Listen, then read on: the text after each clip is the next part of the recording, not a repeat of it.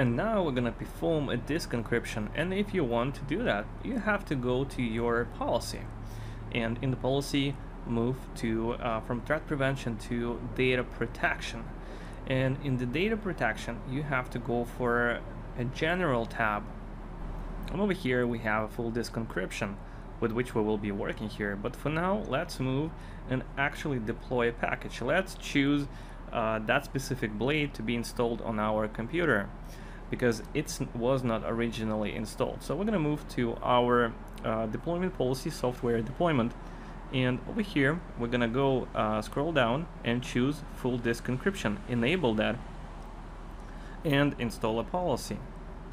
And when heartbeat happens between our client and checkpoint, that additional package will be installed. So let's wait and see what's going to happen. While the client is being downloaded, let's actually move to our general tab and see what we have in the policy. So let's go in data protection, general, and go for a full disk encryption. Over here we can see how the encryption will be performed by checkpoint encryption or BitLocker encryption. Also, we have an option here to encrypt the whole computer or a specific drive. So let's just enable that. Let's just enable that blade for our computer and install the policy. Let's move to our client and see what's going to happen from his perspective. We can see that there is the information that your computer has to be rebooted for FDE, full disk encryption functionality, to be enabled. So we're going to click OK, reboot the computer, and let's see what's going to happen when the computer is enabled. It will definitely take some time to encrypt all the files, all the drives in your computer, in your environment. For me, it took about 20 minutes of my time, but that's totally okay. So I'm gonna fast forward that for you so you don't have to wait. And when the process is done, you need to log in into your domain account. Over here you can read the information, you can see a different screen.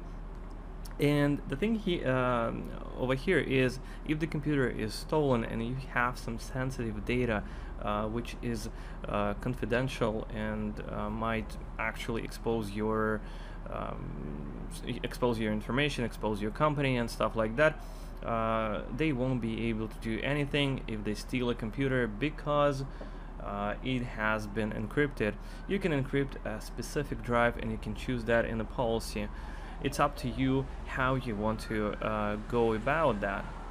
When you see a default Windows login page, you can see it has Harmony Endpoint logo next to it, so it looks a little bit different, meaning that you have full disk encryption enabled in your environment. So I'm gonna type in my password and get into the system. I have successfully logged in and I want to see if I have my blade enabled, and as I can see, the encryption is actually happening at the moment. It's only 3%. At that point you might ask me why my interface looks a little bit different. So basically you can change that from the client perspective. You have to go to the settings and switch UI. That's what basically I did. If you click full disk encryption from the client side, you can see what drives have been encrypted and what type of algorithm has been used for the encryption.